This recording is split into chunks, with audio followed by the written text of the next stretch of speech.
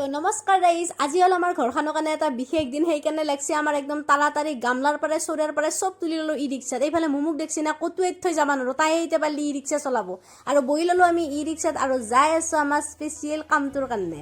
কামটো কি জানে না, আমি মানে এখন নতুনকে দোকান লৈছো। আজি মানে আমি অলপ হোম পুৰিম আৰু এয়া আহি পালো আমাৰ দোকান আৰু এইফালে আহি গৈছে আমাৰ বাবুনে পুৰা বাবুনৰ কাম কৰি আছে আৰু মই এইফালে বাবুনক অলপমান কিবা হেল্প কৰি দি আছো আৰু এইফালে মাই গাঠি আছে আমাৰ মালা। মুঠতে চব ব্যস্ত, কোনো ফ্ৰী না। আৰু মই এইফালে লাগি গেলো বেলুন ফুকাত। মোৰ বেলুন ফুকাবা ইমান ভয় লাগে, মই কিয় ক'বা নোৱাৰো জানে না, ফাটি যায় হেন লাগে।